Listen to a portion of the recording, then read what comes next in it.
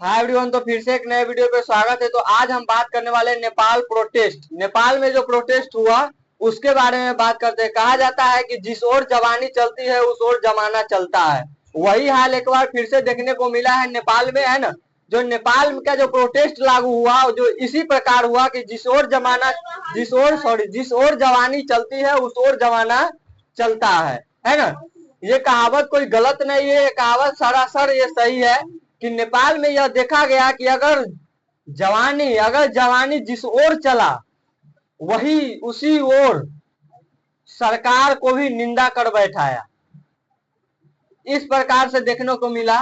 तो आइए हम बात करते हैं एक एक पॉइंट से। तो इसका जो कहानी है, नेपाल प्रोटेस्ट की जो कहानी है, यह कहानी जो है 4 सितंबर से शुरू होता है। यह कहानी 4 सितंबर से शुरू होता है और 4 सितंबर से शुरू होते होते 8 सितंबर को यह कहानी एक बड़ा सा रूप ले लेता है ना। एक मामूली सी नहीं, एक बड़ा सा रूप ले लेता है ना, जो कि एक आग का विषय बन जाता है। आग का विषय है ना। कहने की बात यह है कि 4 सितंबर को वहां के सरकार के द्वारा यह बताया गया कि वहां पर जो है सारी जितना भी सोशल प्लेटफॉर्म है ना, फेसबुक हो गया, ट्विटर हो गया, है ना, जितना भी प्लेटफॉर्म है उस सारा सोशल मीडिया को बंद किया जाए, यानी बैन किया जाए। और बैन करने का मुख्य रीजन यह था कि वहां के जो सरकार के जो बाल बच्चे जो थे वो अदरवाइज कंट्री में जा कर क्या करता था, तो वहां पे अपना मौज मस्ती करता था और अलग अलग बड़े बड़े होटलों में जाके, बड़े बड़े दुकानों में जाकर वो अपना शॉपिंग करते थे, खाते पीते ऐसे घूमते थे। जबकि वो पैसा जाता था तो कहां से, तो वो गरीब मजदूर असहाय व्यक्तियों का पैसा से वो जो है अदर कंट्री में जा के वो लोग क्या करते थे कि वहां पे जो है अपना शूट करते थे। और शूट करने के बाद जो है वो सारा चीजों को जो है सोशल प्लेटफॉर्म पर दिखाया गया। और दिखाने के बाद यह खबर मिला कि वहां की जनता लोगों ने जब देखा तो यह पता चला कि जो अरे मेरे साथ इतना बड़ा अन्याय कि हम लोगों को यहाँ पे खाने के लिए नहीं है और ये लोग जो है वहां जाके अदरवाइज कंट्री में जाके वहां पे ऐसे ये लोग कर रहे हैं, है ना। तो इसके लेकर के जो है एक सरकार ने एक अभियान उसको बंद कराने के लिए निर्णय लिया।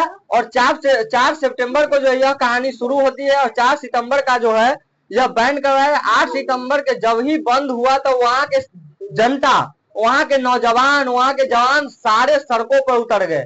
और सारे सड़कों पर उतरने के बाद सारे लोग जब सड़क पर उतरे तो वहां के जो पुलिस कर्मियों जो है उसे खदेड़ के मारने लगा। और मारा तो वो इस प्रकार से नहीं मारा, जबकि जनता को रोकने का बहुत सारा उपाय है।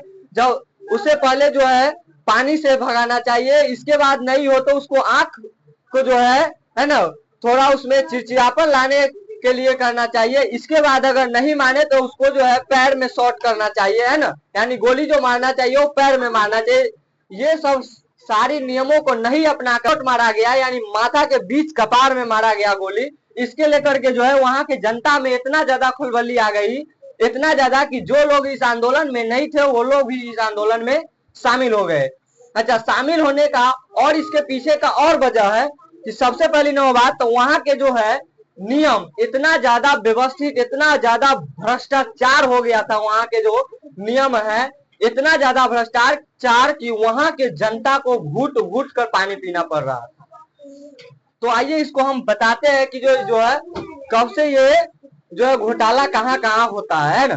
तो सबसे पहले मैं बात की चाइना के सहयोग से जो एक एयरपोर्ट बन रहा था, चाइना के सहयोग से जो एक एयरपोर्ट जो बन रहा था उसमें घोटाला जो हुआ वो 1400 करोड़ का घोटाला हुआ। उसके बाद ललित निवास की बात करें तो ललित निवास में जो है गिरी बंधु में जो है 54,000 करोड़ का घोटाला हुआ। और इसके बाद ओरिएंटल में जो है 13,600 करोड़ का और कोऑपरेटिव सोसाइटी में लगभग 7,000 करोड़ों का घोटाला हुआ। अब इतना ज्यादा घोटाला हो गया और इसके बावजूद वहां के जो है मेडिकल स्ट्रगल बेड सिस्टम जो है पूरा पीछे रह गया। इसके कारण जो है वहां के जो है जनता में बहुत ज्यादा गरीबी आ गया, इतना ज्यादा गरीबी और ऊपर से टैक्स, है ना। और यहाँ के जो बड़े बड़े जो मशीनें थे वो भी कोई उपलब्धियां नहीं, सारे के सारे कोई व्यवस्थित नहीं। वहां की जनताओं में इतना ज्यादा खलबली मच गया और वहां के जो है जनता को इस प्रकार भ्रष्टाचार का सामना करना पड़ गया। उसे एक वक्त की खाने के लिए, आपको स्क्रीन पर दिख रहा होगा, है ना, कि एक वक्त खाने के लिए उसे एक पैसे भी नहीं था। और इसके बाद जो वहां के जो लोगों है, उन्होंने एक निर्णय लिया कि हम लोग बाहर जाकर कमाना शुरू करते हैं। तो नेपाल के लोगों को जो है चाउमीन, पिज्जा, बर्गर बनाने का बड़ा शौकीन है ना। तो वहां के जो लोग जो है विदेश में जाके, अलग अलग कंट्री में जाके वहां पे ये सब का व्यापार करता था, और व्यापार करने से जो इनकम स्रोत होता था, वो सारी इनकमों से वो अपना परिवार को सुव्यवस्थित ढंग से चलाया करता था। चाय के गोदाम था ओहो, जो कि कमर्शियलाइजेशन में के लिए भी बेच दिया गया है ना। वहां पे भ्रष्टाचार और महंगाई इतना ज्यादा बढ़ा दिया, हद से ज्यादा बढ़ा दिया, इसलिए लोगों को अदर कंट्री, इस कंट्री को, नेपाल को छोड़ करके जो है अदर कंट्री में जाके उसको अपने परिवार को चलाना पड़ा है।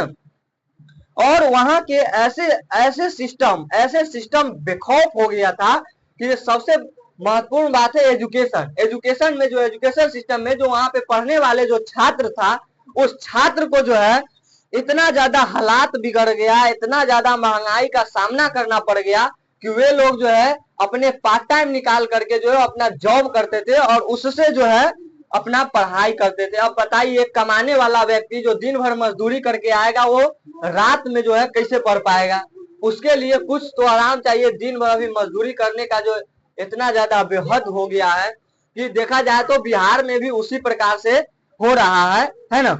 अच्छा, इसके बाद जो है अगर हम बात करें, है ना, वहां के जो है सबसे एक और महत्वपूर्ण मुद्दा ये है कि वहां के जो यंग जेनरेशन जो थे, यंग जेनरेशन के युवा पीढ़ी, उसके साथ इतना बड़ा अत्यंत से अत्यंत हादसा है ना, जो कि क्या किया गया कि यूक्रेन से लड़ने के लिए उसे कहा रसिया में भर्ती हो गया, है ना। और रूस ने उसे क्या किया, जो ट्रेनिंग तो दिया नहीं, ट्रेनिंग दिया उसे 20 से 25 दिनों का, और 20 से 25 दिनों के ट्रेनिंग में वो सफल नहीं रहा और डायरेक्टली उसे युद्ध में भेज दिया गया। वहां जब युद्ध में गया तो उसे युद्ध में वो शहीद हो गए। ये कितना बड़ी दुखद घटना है, जो कि एक परिवार का एक सदस्य, है ना, एक परिवार का एक सदस्य जो कि अपने पेट के लिए अपने आप में शहीद हो गए। यह बहुत बड़ी दुखद घटना है ना। और कहने की बात यह है कि इतना बड़ा अन्याय हुआ उन लोगों के साथ, है ना। उन लोगों ने भी थोड़ा बहुत गलती किए हैं, जो कि गलती किए हैं यह बात की, जो पहला नंबर जो गलतियां है, वो सबसे पहले नंबर बात तो न्यायालय को नहीं फूकना चाहिए, और वहां के जो 1100 कैदियां था उसको नहीं जेल से रिहा भगाना चाहिए, है ना। क्योंकि सारा जो भी मतलब कि जो न्यायालय में जो है, जो भी भ्रष्टाचार के खिलाफ अगर कोई केस उस होगा, वो सारा केस जलकर ध्वस्त हो गया। ऐसा हुआ कि वहां के लोगों को इतना ज्यादा अत्यंत गुस्सिल हो गए कि वहां के राष्ट्रपति भवन तक फूकना पड़ गया। वहां के सरकारों को ठहरना मुश्किल हो गया। एक देखा जाए तो एक नेता का जो है परिपूर्ण रूप से, बेरंग रूप से में जो है उसको दौड़ा कर पीटा गया, है ना, निर्वस्त्र करके, है ना। और कहने की बात यह है कि वहां के जो सरकार था, इंडिया सरकार, वहां पे भ्रष्टाचार के और भ्रष्टाचार के जब खिलाफ आंदोलन उठाए तो उसमें मरने वाला व्यक्ति जो कि है, वहां तो पहली नंबर बात तो सरकार जो बनता है, जो बचवा सब नहीं खेलता पारा पारी, एक बेर तू फेंकिए तो एक बेर हम फेंकबो, तो से वाला वहां के सरकार का नियम है। इसलिए जो है वहां के सरकार को उस दिन उस प्रोटेस्ट में इस प्रकार से भागना पड़ा कि बेहद हो गया, और भाग करके वो अपने नेपाल को छोड़कर अदर कंट्री भागना पड़ गया, है ना। अब बात आती है कि जो वहां पे कुछ सरकार के नियमों का, है ना। और देखिए तो 2018 में जो है, 2018 में राजतंत्र को हटाकर, मतलब राजाओं के शासन को हटाकर वहां पे लोकतंत्र हुआ। जबकि लोकतंत्र जो हुआ तो वहां पे कुछ पार्टियां भी प्रमुख था, है ना, जो कि आपको स्क्रीन पर दिखेगा, है ना। वहां के जो कुछ पार्टियां था वो कुछ बहुत प्रमुख था, और वहां पर जो सरकार बना तो 2018 में जो है ओली का सरकार बना। ओली का सरकार बना 2018 में जो है ओली का सरकार बना। और उसके बाद फिर इसके बाद 2021 में देउवा का सरकार बना, और 2022 में आते आते प्रचंड का सरकार बन गया। अब फिर देखिए वही बच्चों वाला कहानी पारा पारी, फिर 2024 में आके ओली का सरकार बन गया।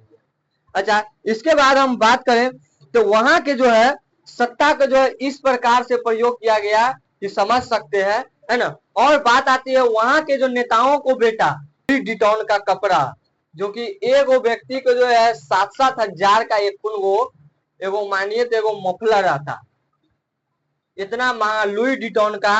लोगों को यहाँ जनता के भूखमरी पड़ा हुआ है और लुई डिटॉन का कपड़ा पहन रहा है ना। और कहने की बात तो ये भी है, कहते हुए बहुत दुख हो रहा है कि वहां के जो बहुत बहुत घटना ये है कि वहां के लगभग 16 आदमियों को है इस प्रकार से मारा गया, इस प्रकार से कि ऑन द स्पॉट मौत हुई है, और लगभग कितना न जाने घायल हुए हैं, है ना। और इसके बाद कहते हुए भी दुख हो रहा है कि वहां के एक ऐसे व्यक्ति को मारा गया, ऐसे मारा गया कि उसका शरीर का पता नहीं चला बल्कि उसका जूता का पता चला। तो वहां पे भी एक हैशटैग भी चलाया गया, तो वहां पे घटना परिवर्तित होता है। तो आइए अब हम मिलते हैं नेक्स्ट वीडियो में। अब हम अगले वीडियो में जो बात करेंगे वहां के जो सरकार जो बनी है उसके बारे में हम लोग बात करेंगे। तब